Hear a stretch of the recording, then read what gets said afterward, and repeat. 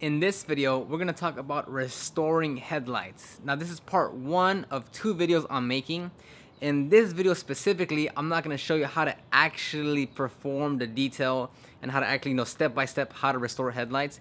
This video is just to cover the tools and the steps we're going to take and give you a bit more information of the tools in order to prep you up for the next video. So if you're looking for a step-by-step instructional video, that'll be next one. This one here is just about the tools, products that you need, and a kind of an overview of the system you'll use to restore the headlights. So this is going to be a quick overview of the tools and products. I'll go in depth on each one. We have various tape sizes for different headlights. This is a foam cushion for the sanding discs to attach to the polisher. That way there's a bit of cushion and it's not direct pressure, and it's safer that way. Then you have various sanding discs. So we start off from 500 to 800 to 1000 to 2000 to 3000.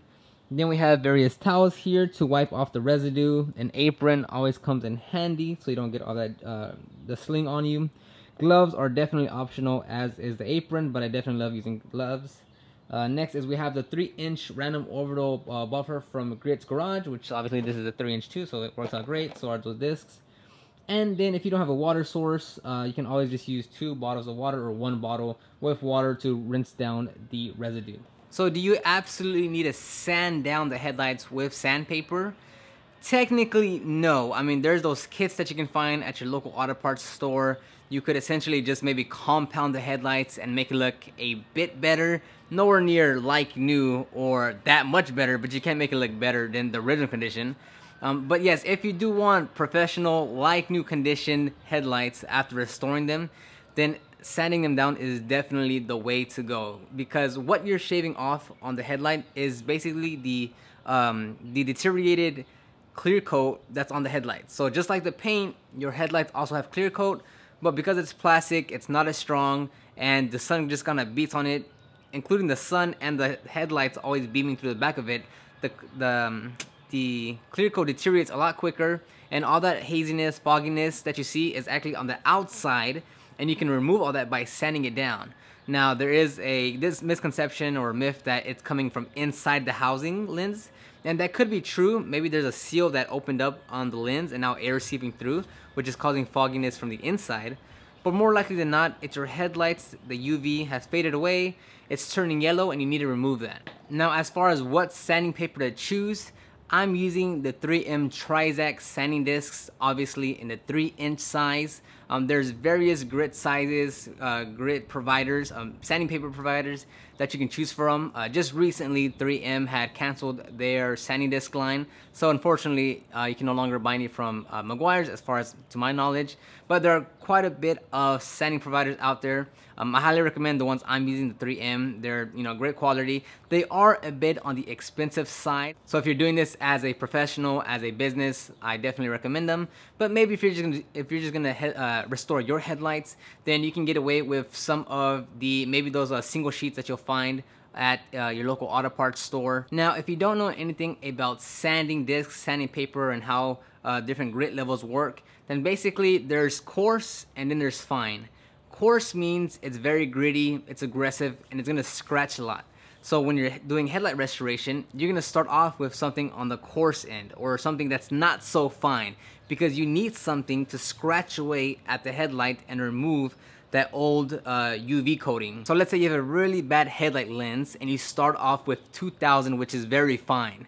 Then it'll take you a very, very, very long time for you to sand away a very deteriorated, old, hazy headlight lens. Now, if you started with 500, which is very coarse, aggressive, and gritty, then it won't take you that long to remove most of the old, nasty, deteriorated UV coating. So with grit size, with headlight restoration, it goes from 500, 800, 1000, 2000, and 3000.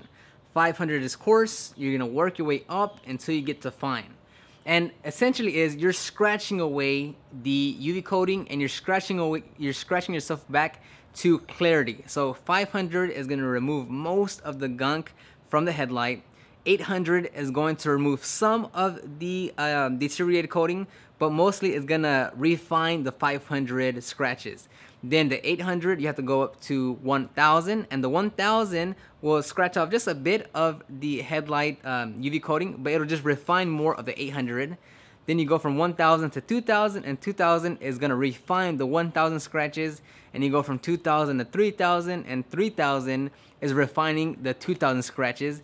And at that point is when you can start to buff off the scratches with your buffer. Now, I have to personally go up all the way to 3000 because I'm using a dual action orbital polisher from Griot's Garage. The 3-inch isn't the strongest buffer on the planet. It has very limited capabilities, so I have to go all the way up to make those scratches very, very fine for me to easily remove them with this buffer.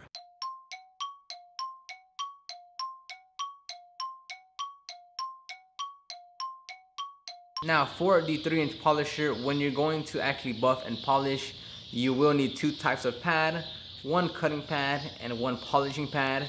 These, this is a cutting, this is a polishing. It doesn't really matter which one, don't get too caught up on the brands, but you will need 2 types of pads because the compounding is going to be to remove the light scratches, and then the polishing pad is to refine the micro scratches that you put in with the cutting pad. So as you can tell, everything is about refining your last step to bring it back to clarity. Now you technically can use like a 6-inch polisher like this one here. This is 5-6-inch pads, 5-inch pads, and you can use these on the headlights too if you with the proper backing plate and everything. But the problem is this is a rather big pad for a small headlight, so it's not gonna rotate as much. And again, that's because I'm using a dual action polisher, the 6-inch dual action polisher from Griot Garage. If you're using a rotary, you can use a ginormous pad because it's just gonna keep on rotating. It's gonna keep on rotating with just pure power and be able to remove the scratches.